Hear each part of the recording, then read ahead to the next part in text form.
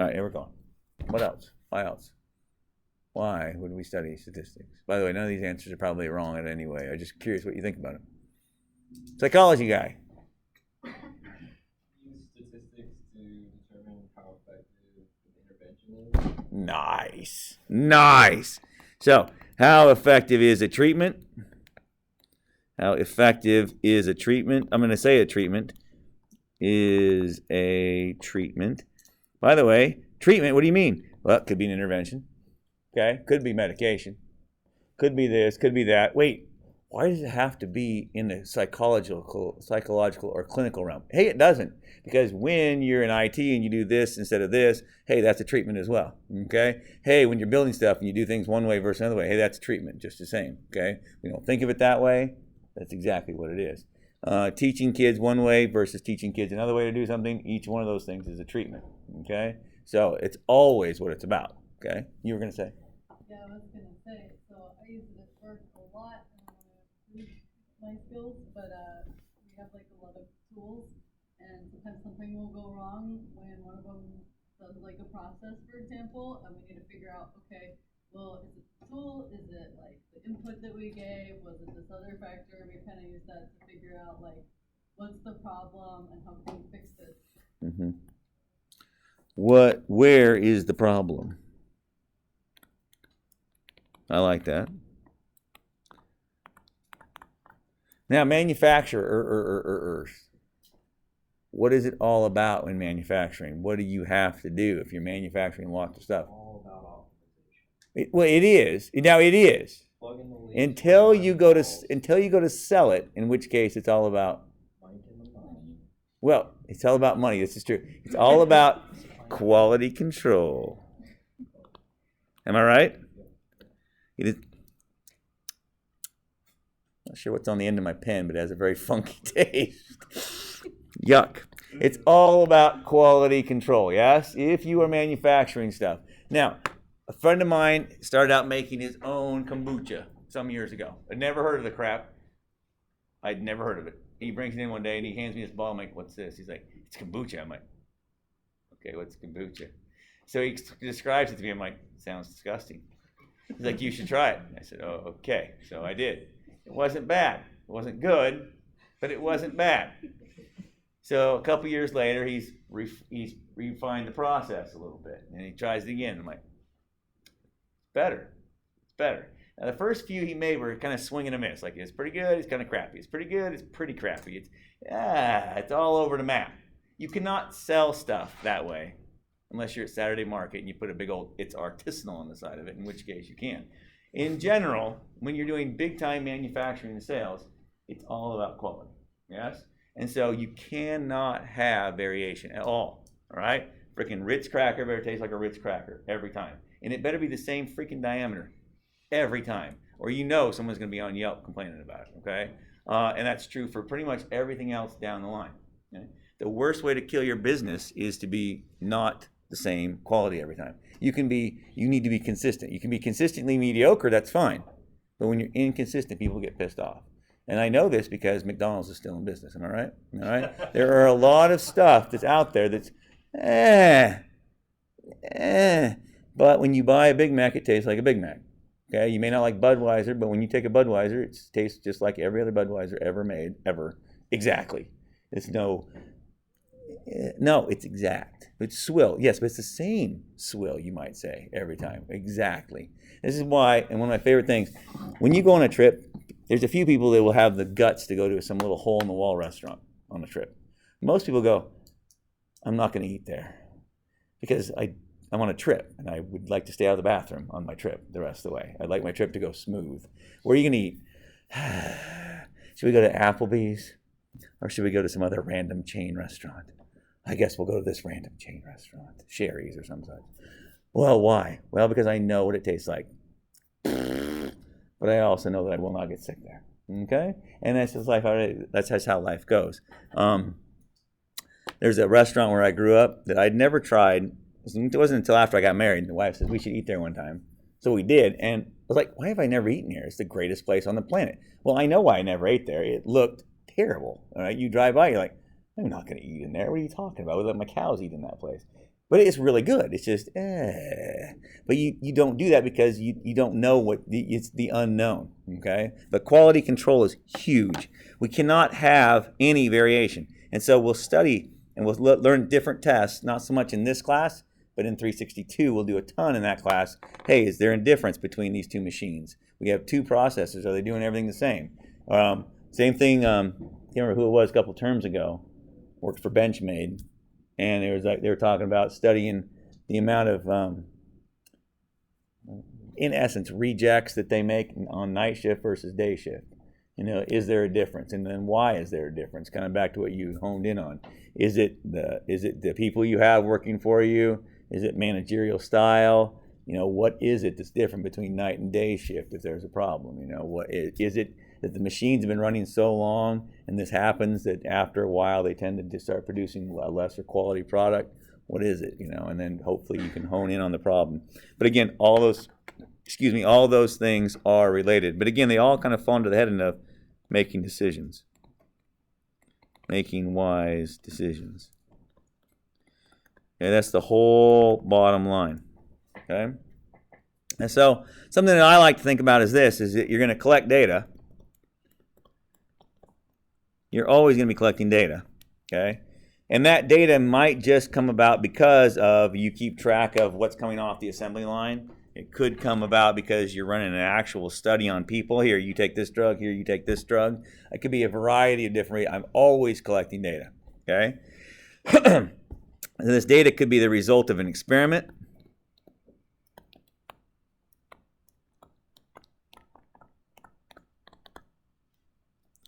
Or it could just be, or it could be, learn how to spell stupid. Could be just observing what's going on. Okay? What I mean by that is this. It's very easy to do if you wanted to test, if you're a doctor, for instance, you want to test this drug versus this other drug, then you'd obviously set up an experiment, give one group the one drug, the other group the other drug, voila, you're going to compare the results of the experiment. However, if you want to talk about something that has to do with smoking, you cannot very well make people start smoking. Here, go puff me a few packs for the next month, okay, and we'll compare. Doesn't work that way. In that case, we're just going to observe what's already happening. People have already made the decision to smoke cigarettes. They're already doing their thing. I need to get some of them in my study versus some other people that aren't smoking in their study already. One of my all-time favorites. How do we know that sugar is bad for your teeth, for children's teeth? How do we know that?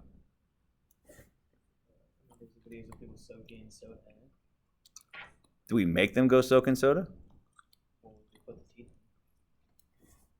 Oh, they just put teeth in it. Yeah. Oh, you mean, I see. I thought you meant like, here, go soak your personal teeth. I got you. Yes. Okay, so you could personally take actual teeth and drop them in soda. I guess. I probably would contact a bunch of dentists personally and have them collect data for me, yes? Hey, Mom, so your kid's teeth all look like this. Would you mind answering some questions for us, ma'am? No, sure. So, what do you feed your kid for snacks? Well, he drinks a half a gallon of random Kool-Aid crap for lunch. Okay, that's awesome. And then I felt, no joke, we had a neighbor that used to put her kid to bed with a bottle of Coke. A bottle, sucky bottle of Coca-Cola. Anyways, people already do this crap. They already do it. Okay, you collect data based on what's going on. Okay, we have the machinery running. It's been running all day long. I'm collecting data on both machines, whatever. This one over here seems to be putting out a more inconsistent product, bigger, smaller, fatter, whatever it's going on, versus this one over here. Again, I'm just collecting data to see what's happening. Okay, in the case of quality control, it's often just observing what's happening. Okay, in the case of I want to test a drug versus another drug, obviously then you set up the experiment. I want to know if this tire wears better than this tire. Then I'm going to set up an experiment to do that, okay? So just kind of keep that in mind. So what's always going to happen is this. We're either going to be running an experiment. We're either going to be getting experimental data. Good Lord, I can't spell. experimental data, or an experimental study, if you will, or we're getting observational data, or that is from an observational study. Okay? And again, the difference is people think observational, they mean, do we see it with our eyes? Sometimes. Sometimes we hear it, sometimes we measure it, sometimes we do whatever. The fact that we measure, see it, smell it, taste it, whatever, doesn't mean that we're part of the experiment. We're just seeing what's going on, okay?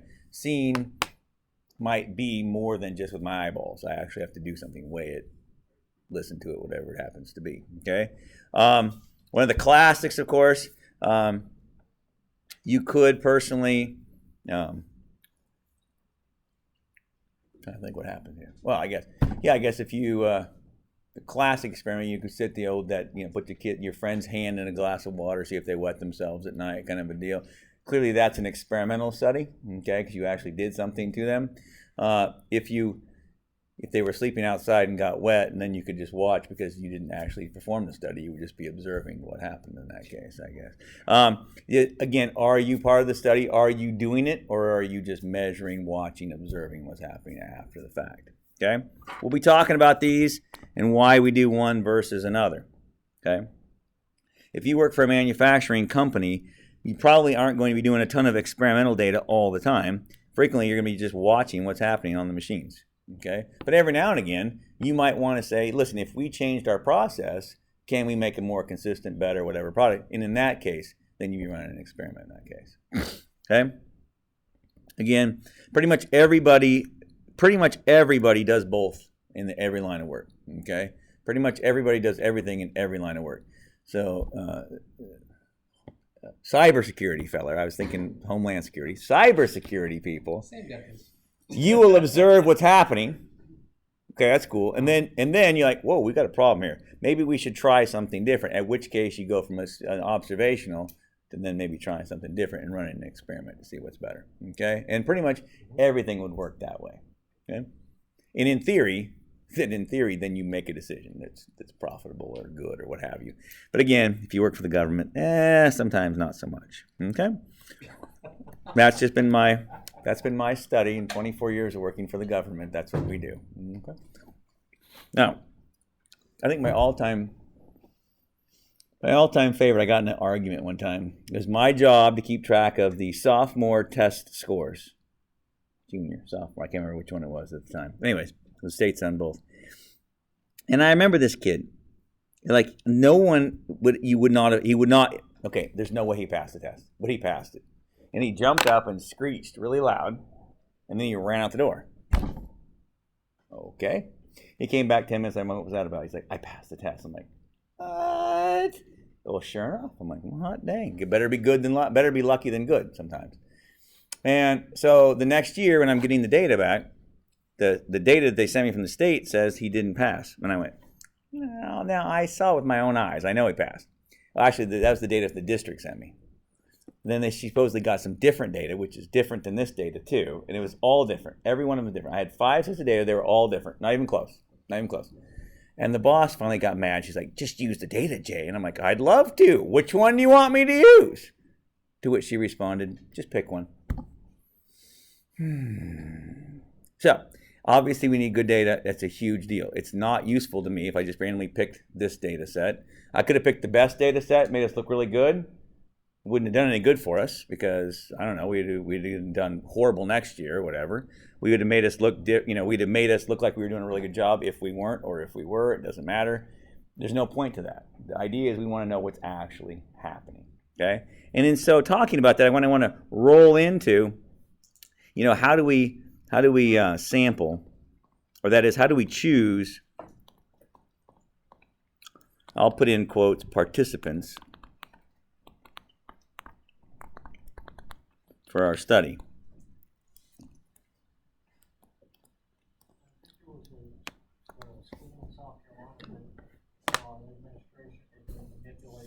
Oh, it's all over the country. Yeah. South Carolina and Florida, Chicago. They do it all the time. All the time. Yeah, it's good stuff. Let's fix it. Let's cheat. All right. Yeah. Nice. It happens all the time. It's too much work. I don't care. By the way, since I've been in St. Helens, we've been crap, and we also one year were superior. We had a banner and everything. One of the best schools in the state. And then the next year we were poorish again. And then the administrators were like, well, you guys suck. What are you talking about? What you may not know is that you get very inconsistent product, if you will, coming through the school system. Very inconsistent product. If the average person had to try to manufacture stuff out, I can't see anybody. It feels weird talking to nothing. If you had to manufacture quality product out of very inconsistent steel or what have you, you would make a very crappy, inconsistent product out the other end. Okay, and so one year, the worst bunch of kids that ever come through St. Helens, they were tracked since they were in kindergarten. Hey, look, they're terrible. Hey, look, as a class, this class is terrible. Yep. Improving? Yes. Meeting the mark? Not even close. Okay? There's a difference between improving and actually getting to where you're supposed to be. There's a difference. So when they got to us, well, we looked terrible that year.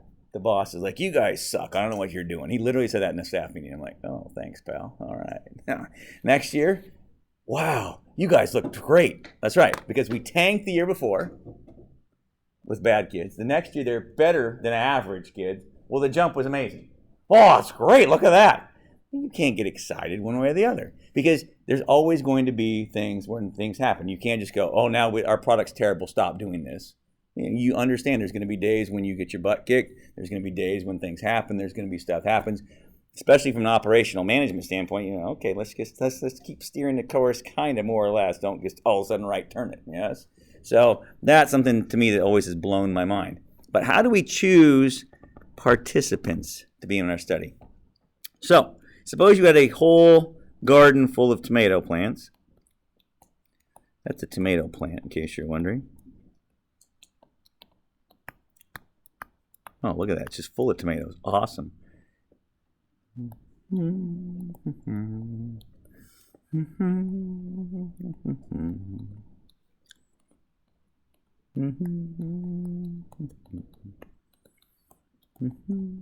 These are all little tomato plants.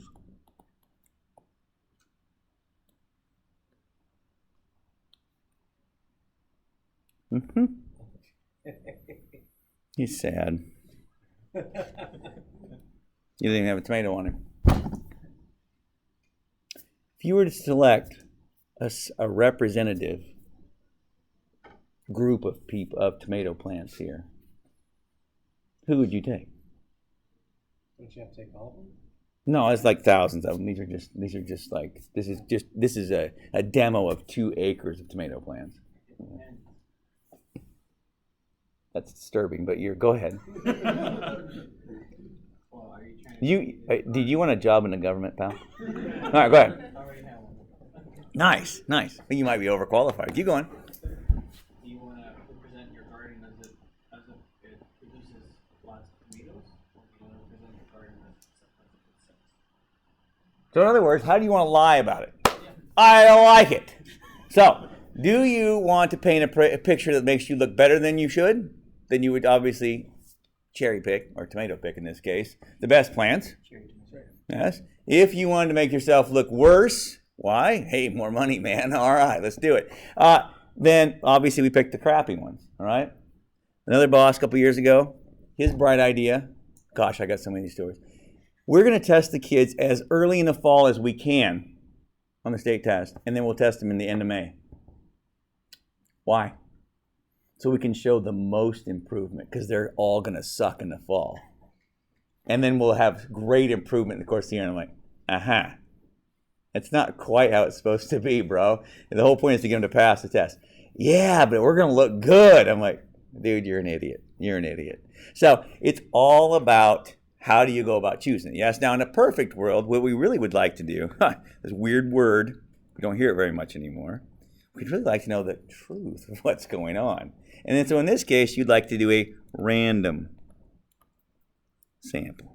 That is what you'd really like to do. This random sample, we assume, is representative of the entire population. Huh? That's the key. Okay, we assume that based on everybody has equal chances of being selected. So if I choose it randomly, okay, then I will have just as equally likely. When I'm done, my sample should reflect the actual population.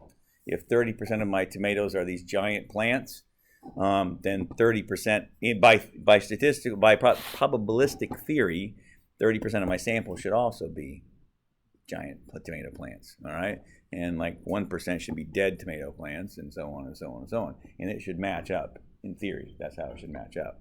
Okay, that's what we want. That is what we'd really like to have in the real world. I don't want you to make your stuff look better than it is, because what you're telling me is we're making an inferior product. You're just trying to make it look better. That's not cool. Nor would I want to, if I'm having a good product, make it look worse than it is, obviously. And I don't think most people want to do that, except, again, in my line of work. They try to make it look worse because then we're more capable to get more funding because we're bad, which is just weird. Now, if you have to laugh about it because there's no other way to be upset about it. I mean, it just kills you otherwise. Now, so clearly, if every tomato plant had a number, you could literally picture yourself putting a name in a hat. Okay, so if you just reach in and snap out a number out of a hat, okay, just randomly selecting out of a hat, we call this just simple random sampling.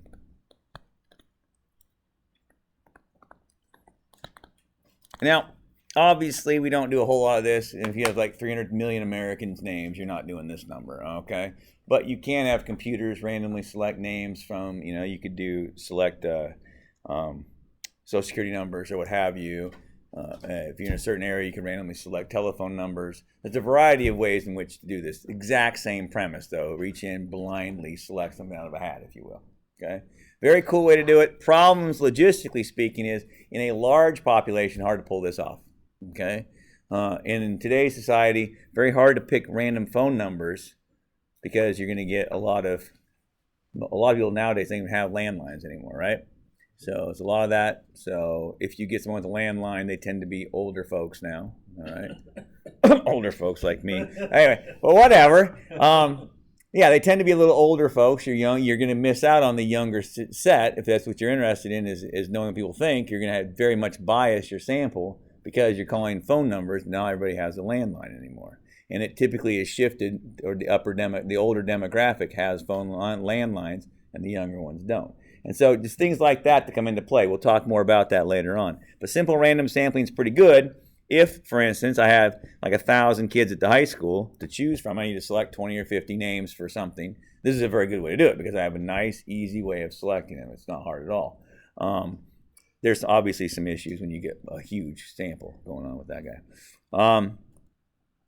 A very cool and interesting related to this, when I used to farm back in the day, I didn't know anything about statistics at the time. Nothing. I knew absolutely nothing about statistics.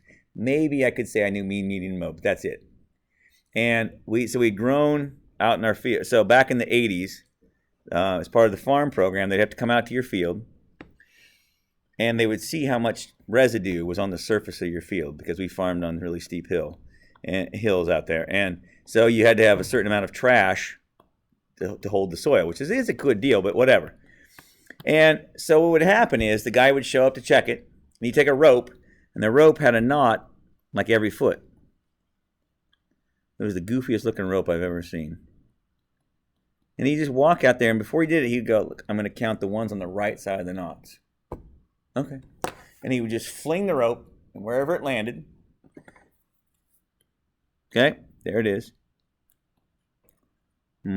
Actually, I'm going to move this one just a little bit.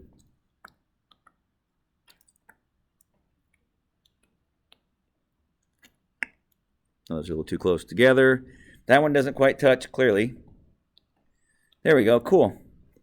Now, he said he was going to count how many pieces of straw or residue touch on the right side of the knot. That's what he said beforehand. That's the random piece. You see this?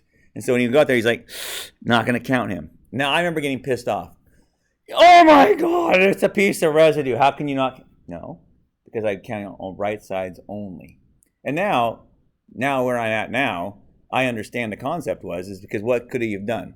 He could have gone, listen, you're a friend of ours. We really like you. We want you to be in the program. Well, I'll just count them all. We'll make you look really good, okay? Or I'll just count the rights or the lefts based on what I see.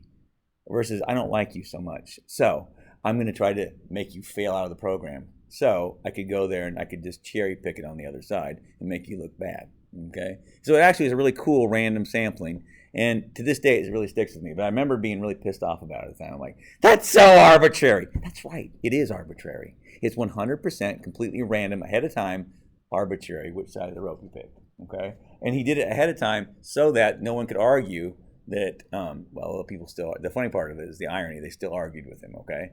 No, that's dumb. It should have been the left side this time. But if it had been flipped around, they'd argue it should have been the right side, okay? But the idea is that he did it so that it was nice, and it was a way to tell how many pounds of stuff was in the soil, organic material was in the soil. That was the way they estimated it, okay? And I just remember that, looking back at the time, going, they did not explain it very well to us, dumb farmer types at the time, where it's like, oh, it doesn't make any sense. We should count on both sides of the rope. But the beauty of it was it's 100% completely random on which side he chose, right versus left. I think he could have sold it better, but I don't really think they fully understood the program. They were just told what to do, and they did it, and they, okay. If it had been me now, I'd have gone, listen, here's the deal. To make this random, you flip the coin. Heads is right, tails is left. Okay, I'm going to count only the straw on the left side of the rope. Whee! Give it a fling, go count it, make it happen. Do a little better job of selling it to the people. But it was nice. They were really doing it to protect us, because if there wasn't enough trash out there, you get kicked out of the program, you lose a ton of money. It would have been horrible. Okay, but again, completely simple, completely random, and no one could be accused of trying to be biased against you in any way, shape, or form. It's nice that way. Okay. Frequently we hear things like suburban, rural. I should guess urban should go on top. I guess I'm going that direction. Well, what would you call these three divisions? What would you call them? I mean, can you think of a way to think about how to, anything like that? Small, medium, large. What's that? Well, it has to do with population, sure. It has to do with density, of course. But I was thinking more in terms of not just this. Yeah, regional. Yeah. But I was thinking a little bit more generic. So these are what we call strata.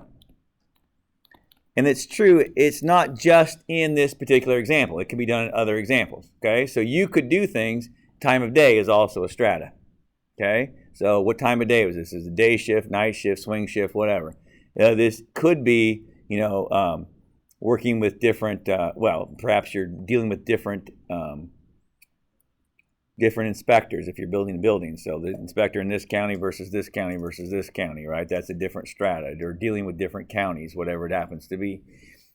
The idea is that these strata already exist. People are already in these different stratas, okay? So when I go out and find, if I am Suzanne Bonamici, you want to know what my constituents think of something, all right? And it just so happens that her congressional district is like, 15% rural. I'm just making this crap up. In case you're wondering, like most statistics, 75% suburban and the other 10% urban rather. Okay? Then if she was smart, she would take a sample that has about 10% urban in it, about 75% suburban, and about 15% rural. And then, so she's going to take people from the rural parts of her counties, okay? And she's going to select, let's say she wants 1,000 people to be in her poll, right, to find out what they think about things. Then I'm going to be looking for about 150 rural people. These people will be randomly selected. But they'll be randomly selected from the hat that is the rural hat, okay?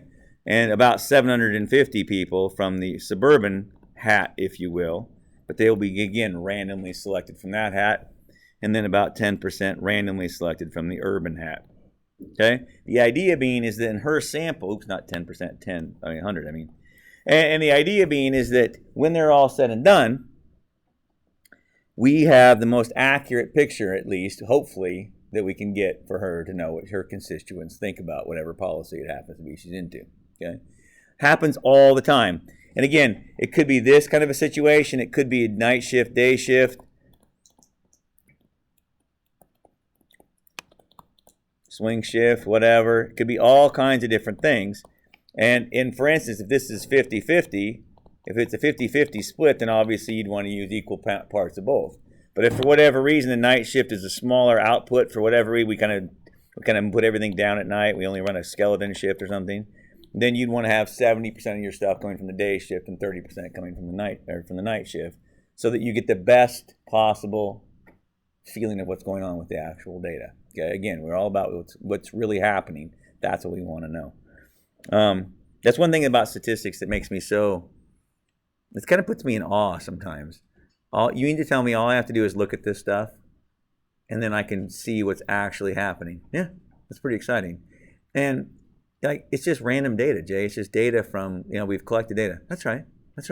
I can look at that data, and I can see trends. I can see what's happening, and then I can make a decision based on that. Okay? So we'll do this. This is often referred to as stratified sampling.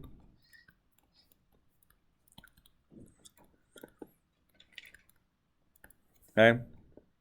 In the U.S., it's true that most of our airplanes in the U.S., our airlines, are more regional carriers. There's a lot more regional flights than there is anything else. There's these puddle jumpers that fly to Walla Walla and Yakima and stuff. There's some of those little fellas. And then there's not as many, but there is, of course, overseas flights as well, in terms of the number of planes that fly out a day. So if you were to try to find something like, for instance, the average, the average cost of airline, I'll just say snacks because whatever, all right? Then obviously if most of your stuff is regional carriers, then obviously you'd want to have most of your sample coming from regional carriers. If that was most of it, if this is say 70%, then you want to make sure that was accurately recorded. And then you'd have the 20%, just the little flights, and then 10% overseas or whatever it is. Okay? You'd want to make sure that your population matched with what's actually out there. Otherwise, whatever data you get is just garbage. Okay?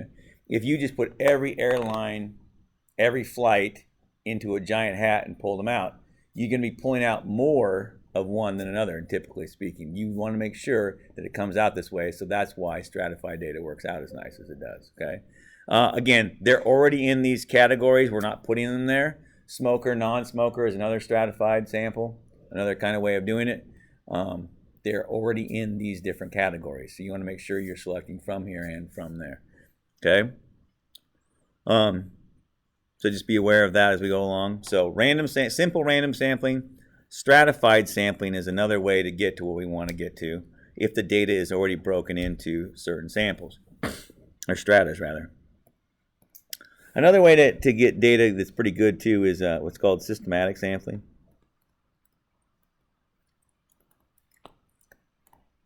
Okay, that rope is an example of that we talked about. That rope thing we just talked about, that is an example of systematic sampling.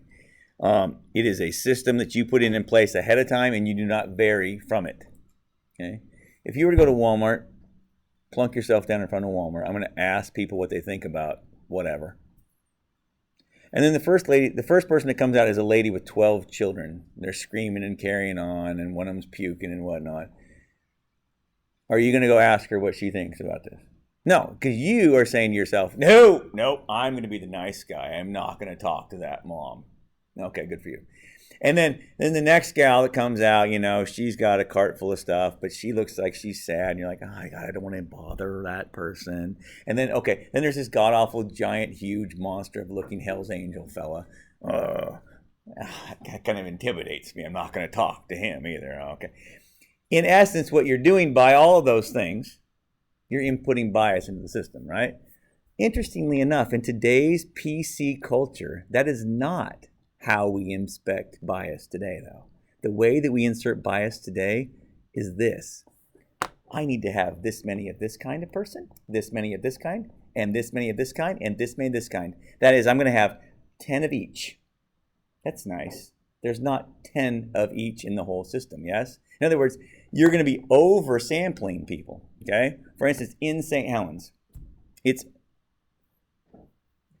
It's overwhelmingly a white community. People act like that's a big deal. Well, I don't know. It's what it is, okay? We have some Mexican people out there. We have some black people moving out. Nobody really cares. They're just there, and we're happy to have people. We don't care. My point is this. If you said to yourself, I must get one of every nationality, what have you done? You have said now that your town is a certain demographic, which it's not, okay? Which it's not. And you're giving, so then if you're asking about a certain thing, you're going to be getting different feedback based on what it is, but you're in fact introducing bias into the system because it's not an accurate representation of what's going on in your community, okay? That is what's happening a lot in today's culture when it comes to taking sampling, okay? And it's kind of sad, but it's true. You see it quite a bit out there. So something that you can do is you can say to yourself, listen, I'm going to talk to every fifth person, for instance. Come hell or high water, I'm going to talk to every fifth person. All right? And you say it ahead of time. One, oh, I'd like to talk to them, but I'm not going to because not every fifth. And 2, 3. Oh, damn it, it's the biker guy. Crap, well, I got to go talk to him. Okay? And so I have to physically go do it. And I'm not going to let myself off. I'm not going to be intimidated by this or that. I'm not going to be Mr. Nice Guy and not go talk to said person because I think I'm helping them out. I'm going to talk to every fifth person just because that's what I said I was going to do. Seventh, third, there's nothing special about fifth, okay? That is, you just made up ahead of time, that's what I'm going to do, okay? Now, this is actually approaching it. That's one way to do it. Again, the rope is not a person. The straw is not a person. The knot's not a person. But they made their mind up ahead of time. I'm going to count this one versus this one, okay? If it was EMS calls, you could sample like every fifth call what was happening. You could go through and see what happened there. Did we transport them to Portland? What did we do? Yada, yada, so forth, so on. You can do it a variety of different ways. IT, I mean, God, you guys get how many data streams, package? Oh, my God, there's so much data every day, yes? Everything you do is collected in a data stream. That's right. But you can't possibly hope to look necessarily at every little piece of it. So you could go and sample it, my point is. So we have very expensive programs. Yeah. So those people can afford the very expensive stuff. The rest of us, we got a lot of data. We're going to try to narrow it down to get a representative of what's happening, okay? So again, that's kind of the idea there. It's very systematic. You don't have to worry about inputting bias one way or the other way. It's funny. It's just funny. That's only happened in the last, I don't know how many years it's been. I get old. It's hard to know how fast things go, but it's kind of been a thing as we got more politically correct in our society. We're starting to see a lot of bias creep in by people trying to be unbiased. I'll give everybody the same. Okay, well, I want a picture of what's going on in my community. Okay, and if I'm sampling everybody at exactly the same rate, what I'm saying is that it's 10% this, 10% this, 10% this, 10% this, 10% this, and that's not true. Okay, so just something to think about in that regard. Everything we do when it comes to sampling is when we do sampling, the idea is this, okay? We want a group that accurately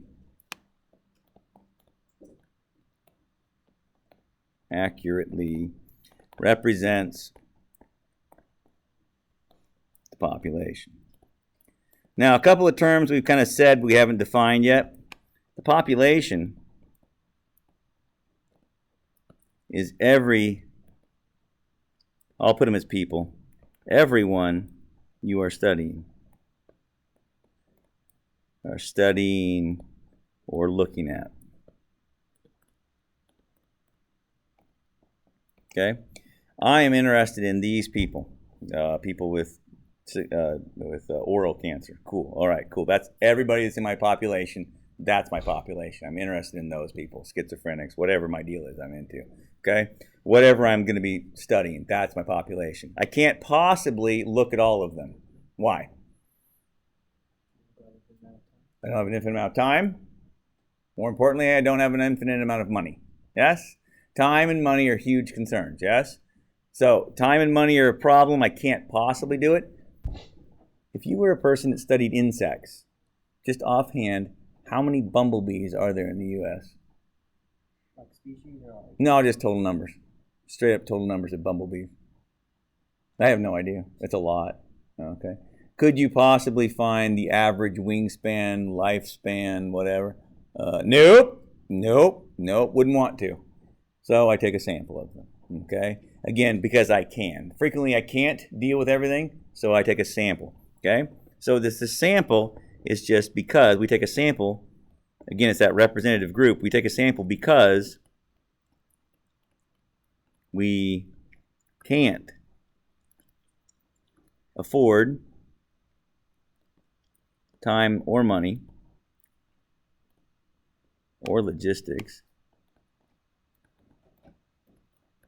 to deal with the population.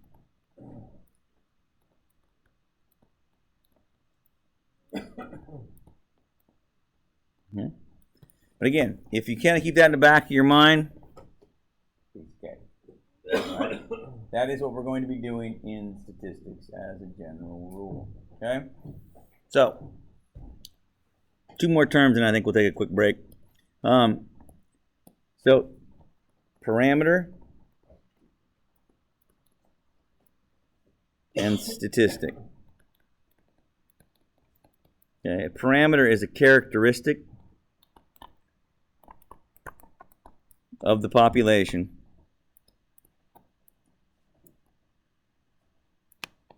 you are interested in.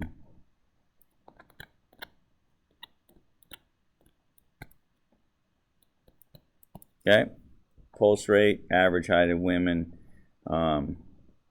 longevity of a barn swallow. God, I don't know, anything. There's a number of things, any number of things. Average number of calls we do for this or that, whatever it is. Average number of cyber attacks today, whatever it is. Okay, all right, that's great. Again, we can't know this. Listen, this is a big deal. Only God knows this. Okay, there's literally a gazillion bumblebees. He's by the way, and he's the only one that cares.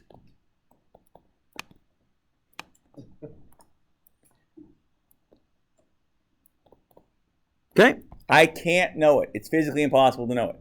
So what do? I take a sample. So this is the characteristic. It's the same characteristic that we compute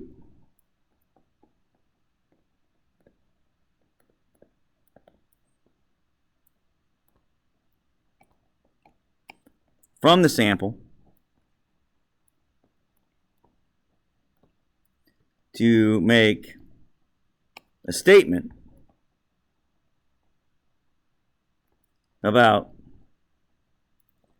the unknown parameter of the population.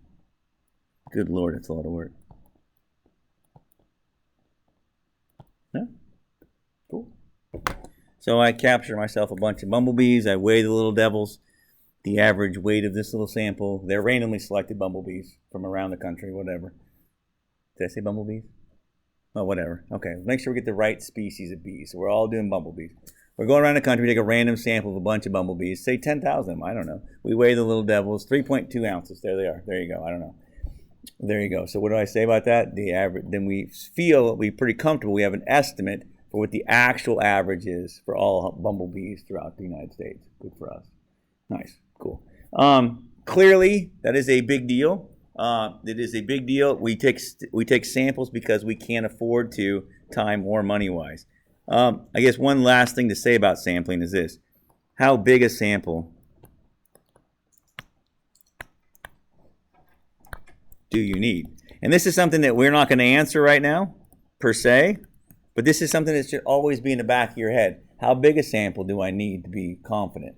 And so later on we'll talk about this when we get into, especially in 362, we'll really talk a lot about it. And later in this term we will too, but in 362 a ton about, listen, we took a sample of 50, we are guaranteed to be within this close of the actual answer. Guaranteed. Okay, if I want to be closer, then you need to take a bigger sample. We can figure out how big a sample to take in the future. Okay? But in general, how big a sample do you need? Well, bigger would be better.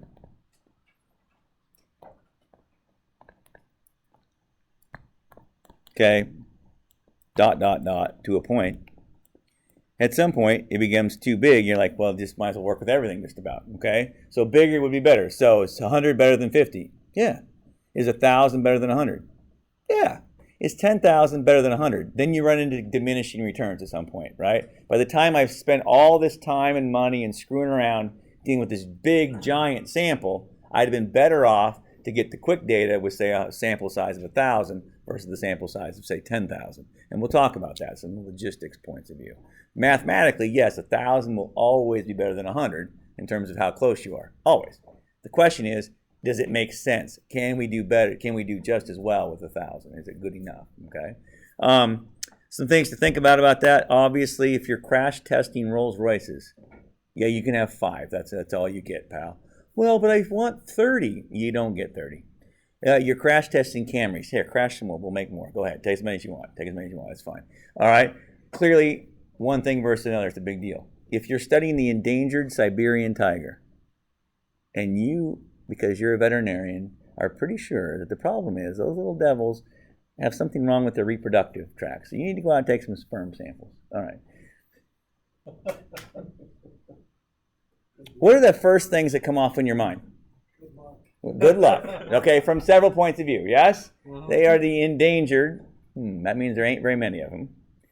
Number 2, they're all over the place in the jungle, and God knows where they're at. Siberia, I guess they're further up. But they're all over the place up there. Good luck with that. Yeah, there's a lot of, time, money, expenses, dangerous, and then when you finally do find one, okay, now the fun begins. Okay? So, clearly, let's study 4 or 5 of them, call it good. Okay?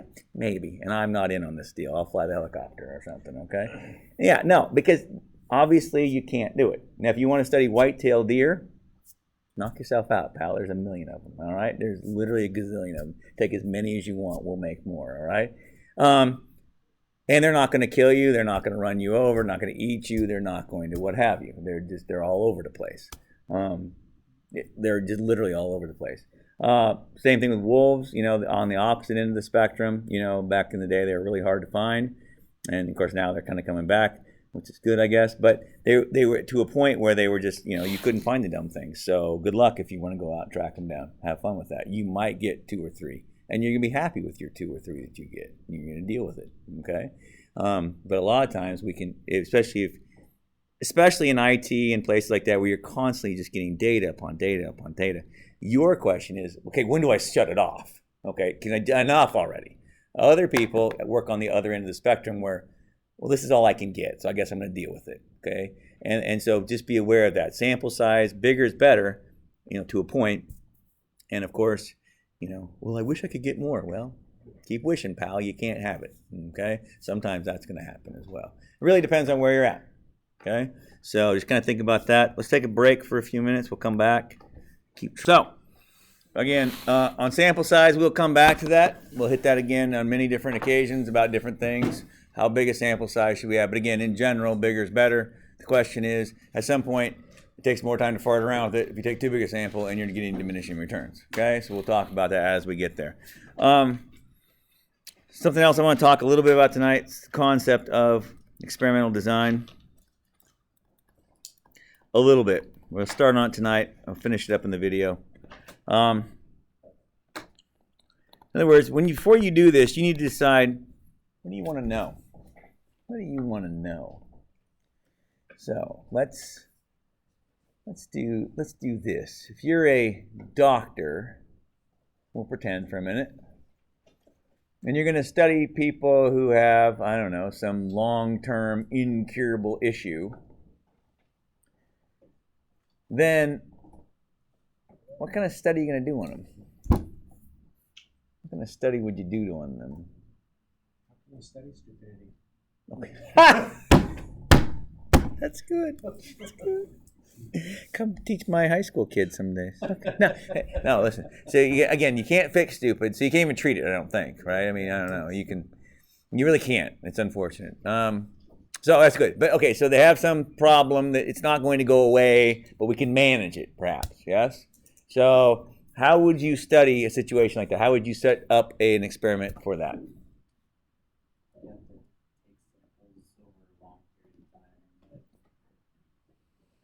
Nice. It's called a longitudinal study. Longitudinal study. The idea is you're going to follow I'll call them people, but it won't always be people, but it's usually people. Follow people over time, right?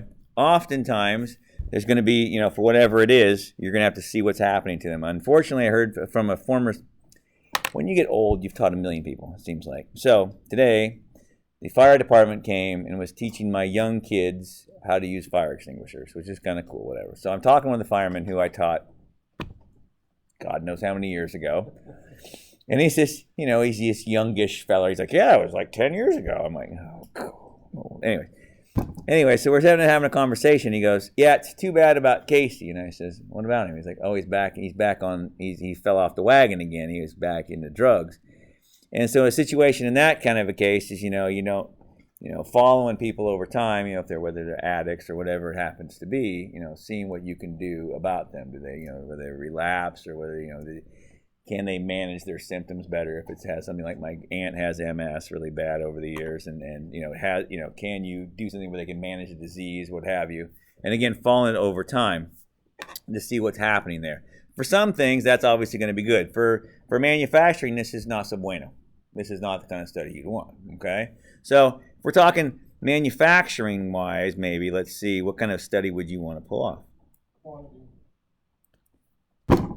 Okay, more specific. I know what that means. How many systems can you get out in a specific period of time? So like my job, I have to get a certain number of systems done every month. Mm-hmm. Do I meet that goal? Do I not meet that goal? Why don't I meet that goal? So. Mm-hmm. Yeah, so how would you set up a study for that, though, is what I'm asking. So you're talking about keeping track of data, which is totally right. Totally right. Keeping track of data, going back and seeing why I was, you know, derailed, perhaps. But how, that's going to be strictly an observational setup in that case. Does that make sense? In other words, that experiment or that data that you collected is going to be strictly based on an observation of what happened. Like, you go, oh, well, this is why we got off kilter. This is why we got off kilter. Okay, now, if you set up something like to say, I'm going to set up an experiment to see if I can be more productive in this plant versus this plant, how would you set that up, I guess is what I'm asking. Does that see the difference? We change one parameter and see what that does. Okay. So I like that idea, this changing. Now, in general, it's really nice if you can change one parameter at a time, or one, I'm going to call one variable at a time. That's okay with you? Yeah. Because parameter means a little something different. Okay, change one variable at a time is really nice. Okay, if I change one variable at a time, oh my word, this is amazing. Because then, if there's anything different, what's because? Because of that variable. There you go, piece of cake. If only life were that easy. If only life were that easy. What happens when I change a variable?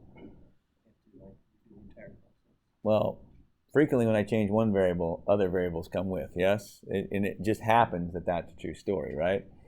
So we're going to have to account for that as time goes on, okay? And so we're going to talk about a couple of different ways to do that, okay? So I'm going to give you an example of this. One example is very cool. It's classic Consumer Reports. If you were a Consumer Reports people and you're going to test tires, you're going to test tires, for instance. Clearly, you want to test, you know, BF Goodrich versus Michelin's versus Toyos. I don't know. That's enough. I'm done. Okay? Now let's go one more. Hankooks. There you go. Good enough. I don't really care. It doesn't matter. 4 kinds of tires. I'm going to test those 4. How are you going to do it? What are you going to test them on? On the same vehicle, do the exact same turns and stops and accelerations. On the same freaking car? Oh my God, it'll take all day. All right, let's put on the Michelin's. Okay, let's go put on the toy. Oh my God, we'll be here all month. Which is fine. It's totally fine. I like that. The idea that it's the same car, same stops, same accelerations. There's one thing you didn't mention. Same driver. That's right. Does it matter who's driving? Yes, it does. Now, could one tire be better on certain vehicles? Yes. So if you tested them all on Camrys, but what about my sports car? Well, what about this? What about, I don't know.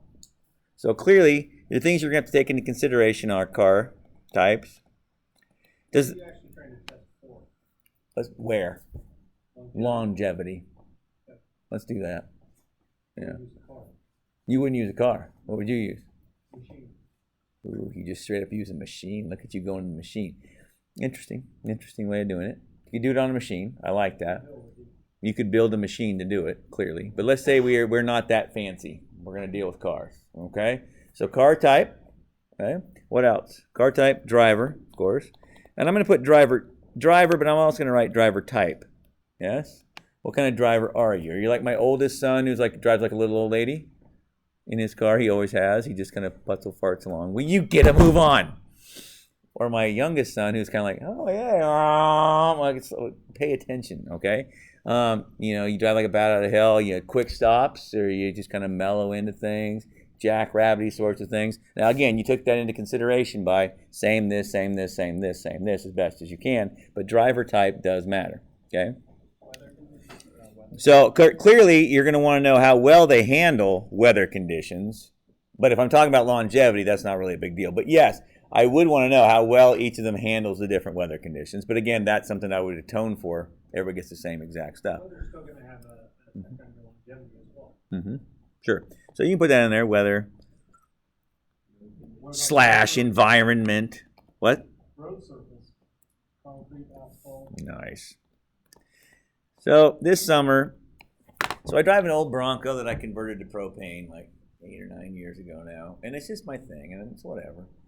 I spent $700 on it, and so I have a real problem paying more for tires than I spend on the whole vehicle. I won't do it. Like, I will not spend more on it, which is hard to do when you're buying 31-inch tires. It's really hard not to spend more than $700 on them. So every couple of years, I go on Craigslist and find myself a nice set of used ones and throw them on and just go with it, and I don't care. So this summer, I'm looking, and I kid you not, I saw this amazing set. Like, brand new, still had the little rubber things on them that are sticking off. Maybe had 50 miles on them. Brand spanking new, on brand new rims. The guy wanted $400. I'm like, I'm coming. Don't sell them. I'm on my way. So now I have fancy rims, which I didn't really want, but I'll take them. And these fancy tires for like half of what they would have cost normally. Anyway, I was reading the reviews. These BF Goodrich all-terrains, pretty good tires. The only complaint they had was they don't shed rocks, and they are not kidding. When you go on a rock road, then you start tap dancing down the road and you get back on the surface. Clackety, clackety, clackety, clackety, clackety, clackety. Good God, that's awful. But life goes on. Okay? If I lived out in the sticks anymore, I would not have gotten them had I known they were that bad. But I don't drive on the gravel road that much, so I don't care. But every now and again, I'm like, oh my God, my tires are just full of rocks. And then you can hear them bouncing off. And then you skate across the road on them, and it's just awesome. It's not that cool, okay? So one of those things that, yes, if you're going to be driving on that all the time, probably not the tire for you, okay? Just a generic running around tire, and it was cheap, that's a tire for me, okay? Let's see what else. Does the position on the car matter? Very much so. So if you're going to run, obviously, a set of Michelins all the way around this car, then you'd be good to go. And you're going to run a set of, Toyos all the way around. That's fine. But if you're going to try to run all four at the same time on the same car, then you could be screwing the poor Toyos. Of course, stick them on the front tires or whatever, and you're really, roaching them off or going around corners hard. So these are things you have to be careful of. And so we want to control for these.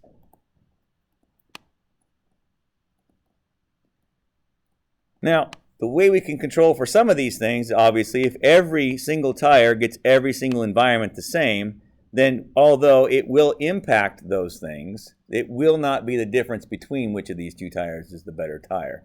Now, clearly, if you want to test them if you need an all-weather tire or what have you, then obviously, then you're going to be running these things around in the rain and the snow and whatnot. I'm just saying if it's just a generic tire, I just want to run them, see how long they last. If everyone gets exactly the same road environment conditions, these two we can control when we're testing, okay? Position on the car I can control for as well. I just make sure that we get them all in all corners. When I'm all done, how well did this setup last for, okay? I can control for these types, of course, by running them on a bunch of different kinds of cars, big sedans, little cars, what have you. As long as everybody gets the same, I got to be careful on that. And then, of course, driver type, you can control for that a couple of different ways. But clearly, if everybody takes turns driving on all the cars, putting them through the same paces, you can be pretty close with this deal. Again, that idea, and I loved it when you said you change one variable at a time. That's the whole point of that, and this idea of controlling for things. And so one way we do that is what's called a block design. Okay? And the idea is when we say we control for it, we're blocking on that variable. Okay? And so what you would do is something like this, and I'm only going to show, so Toyo, for instance, Michelin, BF Goodrich. What did I say the other one was? Oh yeah, Hankook. Whatever. Okay? And then yeah, I'm just gonna do car size, so like mid-size, compact, whatever. And you can go as crazy as you want. But the idea is, when you look at this, there are 8 categories, yes? There's 8 categories. So what I need is I need to look at and get data for in here, for in here, for in here, and so on and so on. There's 8 different places. Now what I would not want to do is just simply take 8 sets of tires. I could take one set of tires in here.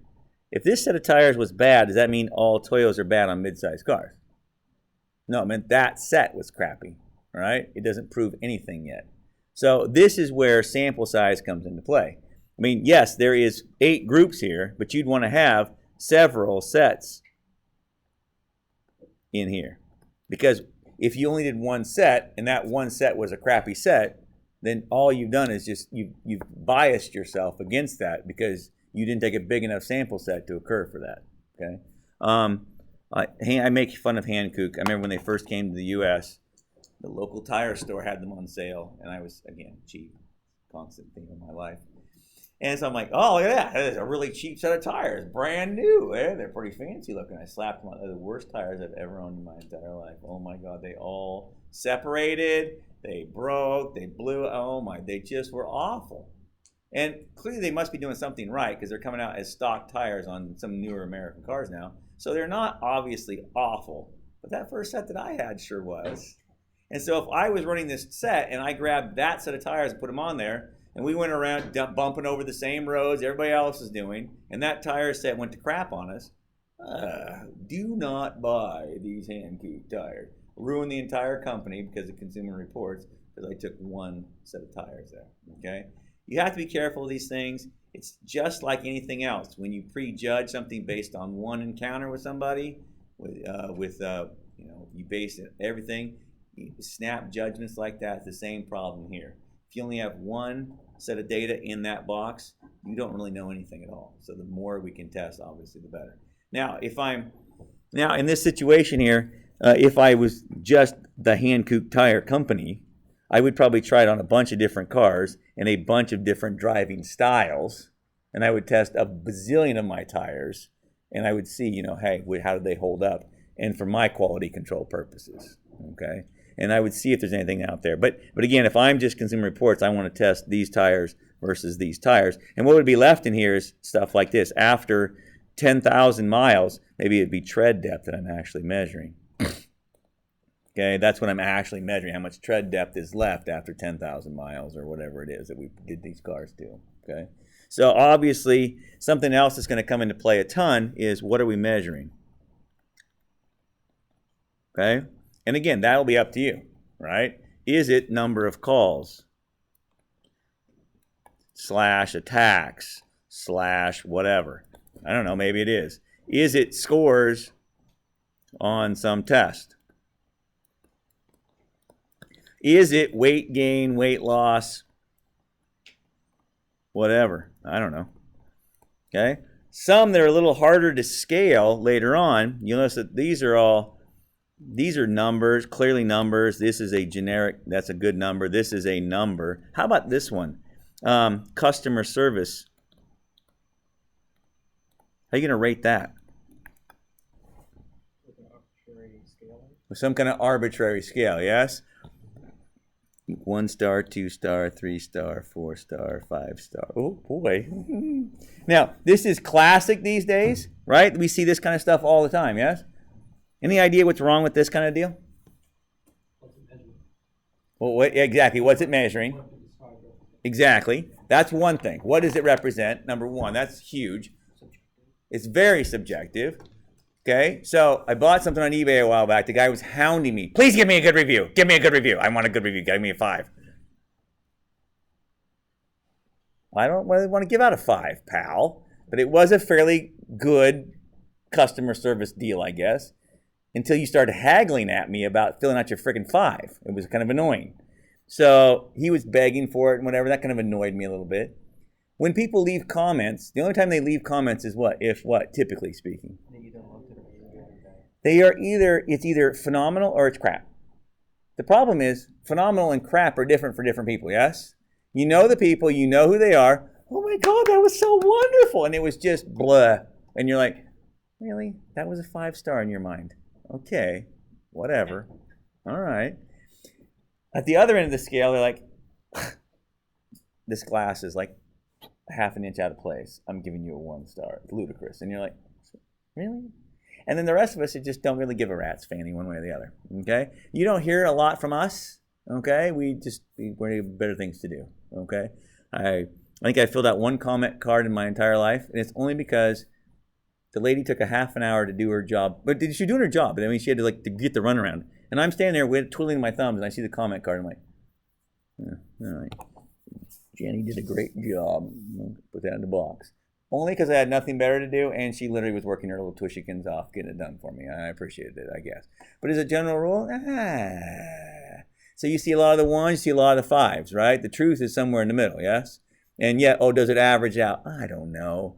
And then you get some people like, I don't want to give them a 1. They were, I'll give them a pretty good score, I guess. I don't know, feeling like they're going to hurt their poor little feelers or something, or I don't know, something. So this is a whole new branch of statistics with this. It's been around forever, but it's becoming a huge deal right now because everything in our lives is this 5-star deal or this or that or rate us, which is completely subjective, okay?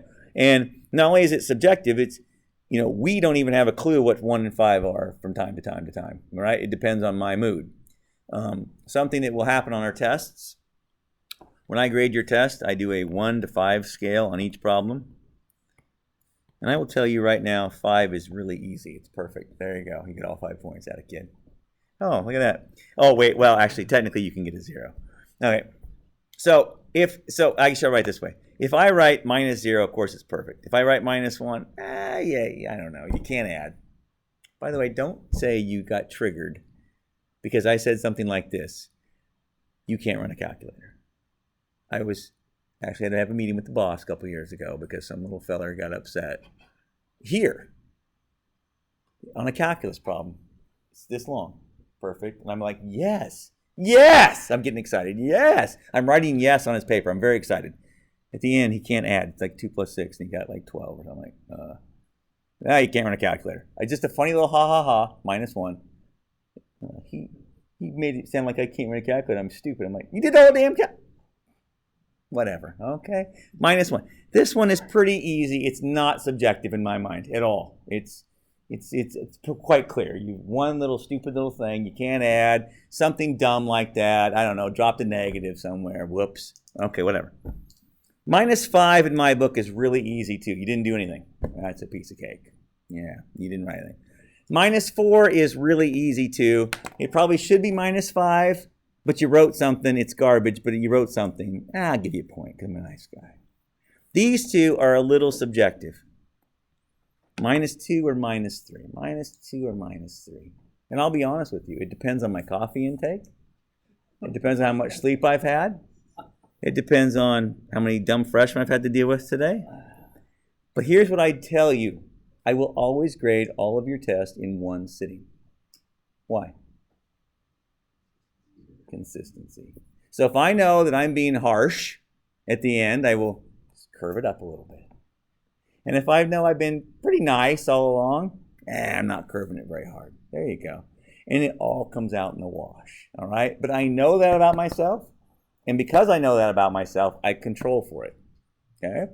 If I didn't do that, if I graded your paper first thing in the morning when I'm feeling fresh and happy and wonderful and flying high on caffeine, and I graded yours at the end of the day after dealing with freshmen, And and my favorite, having a meeting at school or something. You poor people are just going to get hammered. Okay, sorry. But I know that about myself, so I can control for it. All right? And that's what I do. And so, arguably, it is sometimes, by the way, you'll see this in your papers sometimes. No.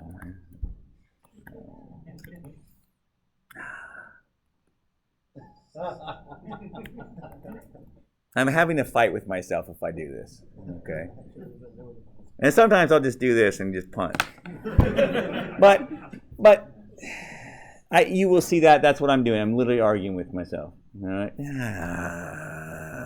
But I know that, so that's how I control for it. Okay? And there is subjective stuff in the world. That's how it goes.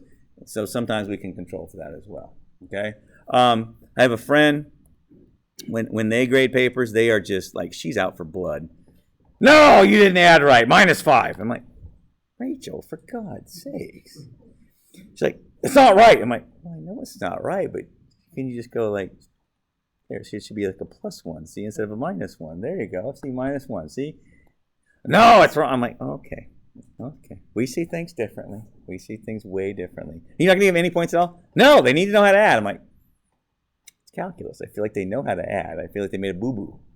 Well, it needs to be perfect. I'm like, I don't think it does. So different people do it differently, all right? So if you had different people, and this is why I could never teach at a big college, well, many reasons why I couldn't, but one of the reasons, I could not handle dealing with TAs, grading papers.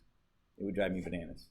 Because I would know this group of, out of 500 people, these poor people are getting graded by this guy who's kind of, and this guy here is just like, oh, it looks good, sure, whatever, oh, sure. And these people are getting graded by this guy who's somewhere in the middle. And it would not be consistent at all. I could not live with that. It would drive me bananas. It literally would drive me bananas. So I always grade you guys all at the same time.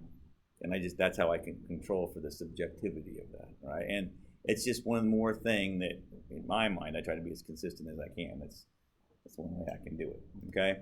So, at first, I loved the look on your face. It was priceless. When it had to do with my coffee intake, poor lady over here is about to have a stroke. Oh, no! Yeah. But it's true. No, yeah. A pot would be good. So you can bring me a pot before lunch, I'm good to go. We're good.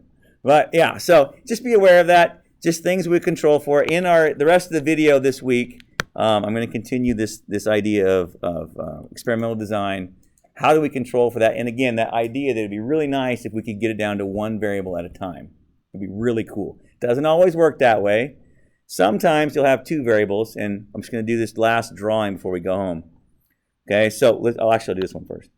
If you had two groups, group 1 and group 2,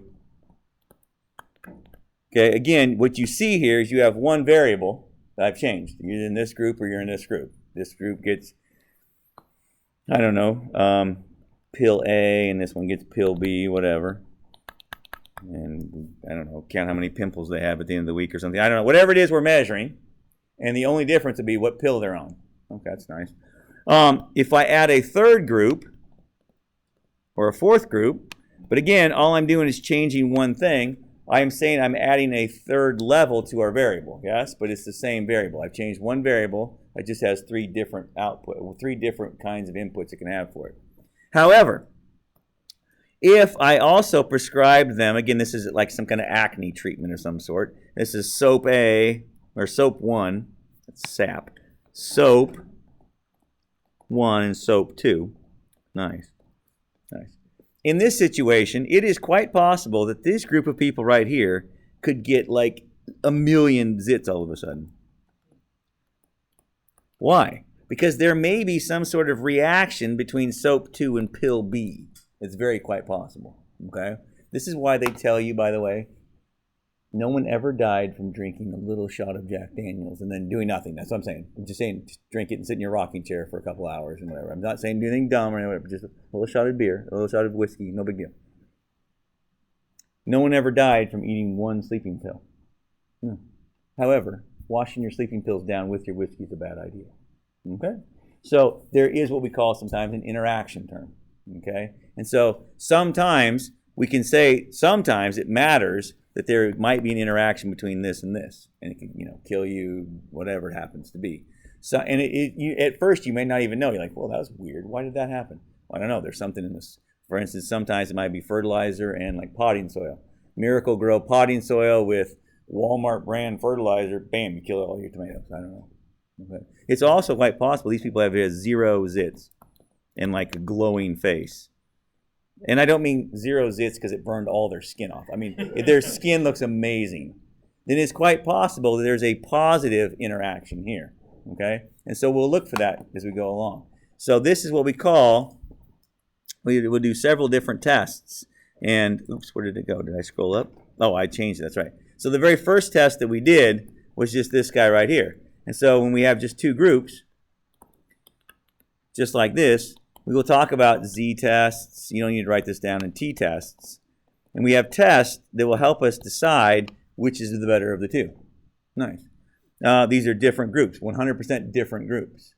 And that's great. If I add a third test, I'll do it on another page. If I add a third group or a fourth group,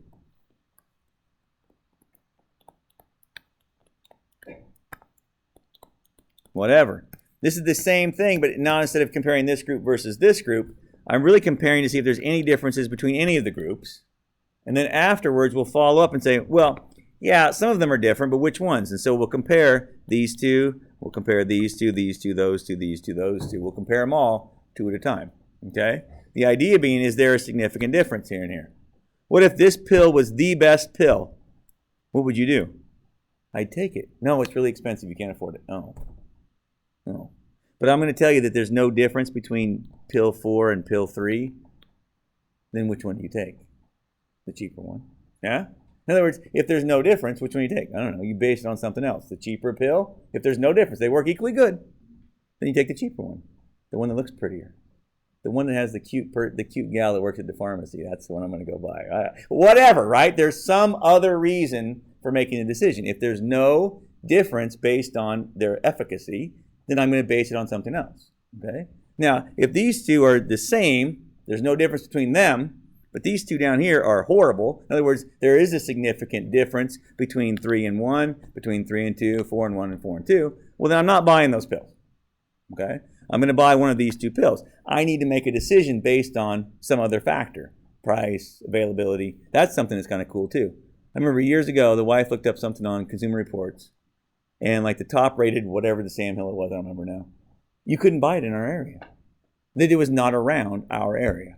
But the second rated one was. So we got a second rated one. Well, yeah, we're not going to drive to freaking California to buy whatever stupid thing it was we were looking up because it's not available in our area. It's idiotic to buy what's nailed. You know, there has to be another reason. All right? And then we also will look at this guy here, which I'll go back to it. So anyway, I'm sorry, back to here. We use what's called analysis of variance. You need to write this down. We'll talk about ANOVA. Analysis of variance. We want to know which one of these groups is better. Again, different than the two groups because then we were just comparing this group versus this group. In this case, we've got 4 or 5 or 10 groups, and we'll talk about it's a different kind of test. But you need to know ahead of time what kind of test am I going to run and what tool am I going to use when I get the test data back. Okay, they go hand in hand. How am I going to analyze this stuff? Okay. This one back here I drew a picture of earlier, right here. This one here is, oops, shoot, where'd it go? Darn it. This one here has a name, 2. We would say this is actually called a two-way ANOVA. Because you have 2 different variables. You have the different kind of pill and a different kind of soap. And so you'll see that, in this case, frequently you're going to not use just the pill or just the soap. You're going to use a combination of the 2. And so is one combination significantly different, better, worse, whatever? Are there some I should stay away from? In general, does, you know, as I go this direction, are the pills getting better results? And as I go this way, are they getting better results? Or is it just random all over the place? We'll look into that later on, okay? And then, of course, here's my all-time favorite. Okay? This could be set up a bunch of different ways, but here's one of them. Last year, this year. And then you got, I don't know, store A, store B, store C, store D, whatever. And you got like year over year sales, yes? All right. Of course, you're looking for trends to trend up, I suppose, sales-wise, I would imagine. But this is what's called a matched pairs design. Matched pairs. You're looking for improvement frequently, yes? So it could be, strength training. Did you gain strength? Could it be losing weight? Did you lose weight compared to who? Compared to you beforehand, right? Or is this store selling more? Compared to what? Well, compared to itself last year. So Walmart in St. Helens is not a very big Walmart as Walmarts go. So I'm sure it doesn't do as much business as a Walmart in, I don't know. Well, I guess, Portland, of course. I was thinking some bigger, even bigger city, yes? So you would compare them. If you put how Walmart did last year versus Walmart this year, that's nice for the company as a whole. But what you really like to do, if you're Walmart general managers or whatever, you'd like to compare store versus store sales and see, can we do better at that store? Send in a better management team, what have you, okay? That sort of thing. A friend of mine has a boot camp fitness thing, whatever. She sends me these emails all the time. It's ridiculous. I would never go join that thing because I'd feel like an idiot, but whatever. I guess her deal would be tracking people's weight loss, for instance, getting them in shape. That's kind of her deal, is kick them in the butt, make them work hard, get in shape, and or get them stronger. So you could measure either one of those things or any number of other things she could measure. And obviously, what you want to compare is the difference. So last year they sold 71 million. This year they sold 79 million. These all be in millions. I'm too lazy to write it. 36 to 38. And this store did amazing. Did amazing. Yes? Like 40% growth or some ridiculous thing. It's ridiculous. Okay? But this one here sells a boatload of stuff, but it didn't really do much in the way of increasing. Okay? Which, by the way, doesn't really shock you either, because once you're good, it's hard to get a lot better once you're up there. So what we'll be looking at is not these. We'll be looking at the fact that this went up by 8 million. That's the difference. We'll be looking at this went up by 2 million, 11, and 1 million. And we'll be looking at the average. Are we talking about how much did we improve store to store like that? Okay? And we'll be just to match pairs. If you will, before and after happens a lot. But in psychology, matched pairs gets used frequently with identical twins. So the identical twins setup is another very similar study where they have something in common. In other words, if you're from the same DNA, you have that same thing. It's like testing against yourself, okay? But they are very much, we call this a dependent samples. Versus before, we had just two groups, these tomato plants and these tomato plants. What do they have in common? The tomato plants, but that's it, okay? There's really nothing there. This one got this fertilizer, this one got this fertilizer, just randomly selected. So that's independent. In this case here, I'm comparing store A versus store B, or store A versus store A, store B versus store B, and so on and so on and so on. That's a dependent sample. And we call this a matched pairs design. Okay? But again, know what you want to know going in. Okay? Know what you want to know going in. You can compare day shift versus day shift. So last year versus this year, last month versus this month, whatever you want to do. But you're comparing the same thing versus itself in the future, okay? Or versus what happened in the past, I guess I should say, okay? A little different than longitudinal. Longitudinal, you're taking trends over time and you're watching what's going on with the trends, and that's great. But you're looking at the trends of the entire population. Versus matched pairs, you're comparing this guy versus himself, seeing what the difference is all the way down to it. Okay? All right, so I think I'm done yabbering for tonight. That's a lot of talking. Video will be out later in the week. My plan is probably Thursday night will be my video night that I will make them. I will review the one that's up there right now. If it's pretty good, I'll pull it out. If it's not, I might just make a new one. I'm not a person who goes with his old videos forever. So I personally think that what I did last year was probably all right for last year, but I like to make new ones for this year, make it relevant. So I'll look it over a little bit tonight and make a decision one way or the other. But usually I like to have my videos done by Thursday. That gives you the weekend to watch them. I'm not going to promise you that it's going to be before that. Okay? So all of the homework will be done in Excel, or? Some of the homework, yes, you'll be using Excel for, but not tonight's homework. Tonight's homework will be a lot of reading / listening to what I've talked about tonight, answering questions. Okay? Is this a sample, or what is the sample, or how would you get a sample here, perhaps? what's the population in this little story they give you or some such, things like that. Okay. But yes, when we start getting into actual homework, you will be using Excel and Google Sheets or whatever you like to do this, to do the math. Yeah, for sure. But not tonight so much. All right. See you. Bye. Toodaloo. All up.